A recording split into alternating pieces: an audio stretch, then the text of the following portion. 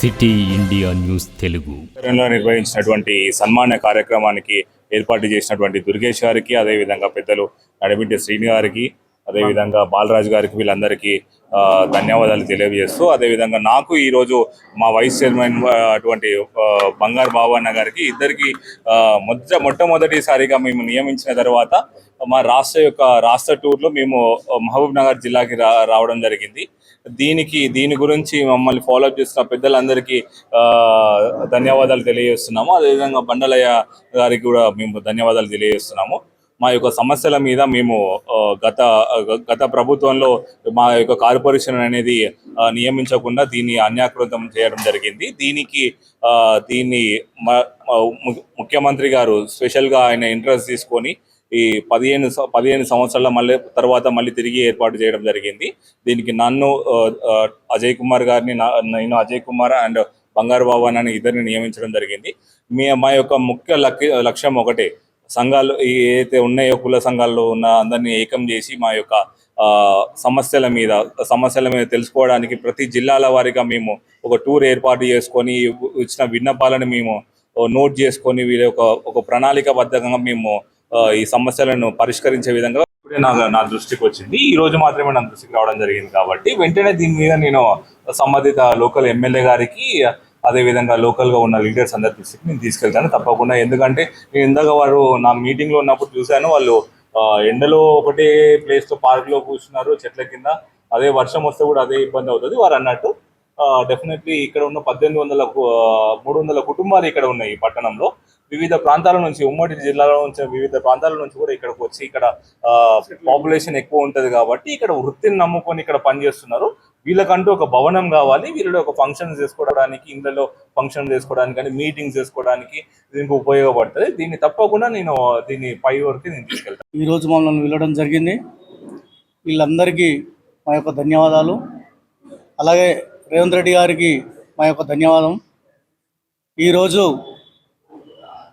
ఫెడరేషన్కు మమ్మల్ని నియమితులు చేసిర్రు.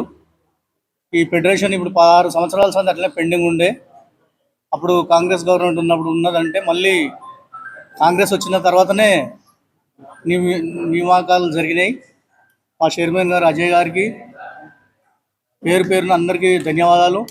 ఈరోజు ఇది మేము ఈ కుల సంఘాలు కాబట్టి అందరినీ ఏకతాటి మీద నడిపించాలన్న ఉద్దేశంతో ఇక్కడికి రావడం జరిగింది. వేరే సంఘాలు చాలా ఉన్నాయి, ఇవన్నిటి ఏకతాటి మీద చేస్తామని అనుకుంటున్నాం. అలాగే ఈరోజు ప్రతి ఒక్కరికి అందుబాటులో ఉంటాము. ఏ ప్రాబ్లం ఉన్నా వాళ్ళు ఫోన్ చేస్తే అందుబాటులో ఉండి దాన్ని సాల్వ్ చేసేందుకు ప్రయత్నం చేస్తాం. మా ముఖ్యమంత్రి గారు కూడా అదే చెప్పడం జరుగుతుంది. ఈరోజు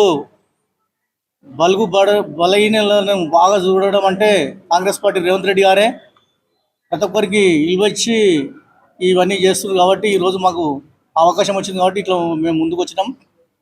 ఇలాగే మాతో పాటుగా మా రజకులు ఎంతోమంది ఎమ్మెల్యేలుగా, ఎంపీలుగా, అలాగే వార్డు మెంబర్గా, సర్పంచ్లుగా ఎదగాలని కోరుతూ ఈ అవకాశం ఇచ్చిన అందరికీ నా యొక్క నమస్కారాలు.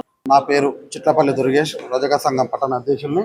ఈరోజు మా రజక ఫెడరేషన్ చైర్మన్ గారైన అజయ్ కుమార్ అన్న గారు పిలవంగానే వచ్చినందుకు చాలా సంతోషం.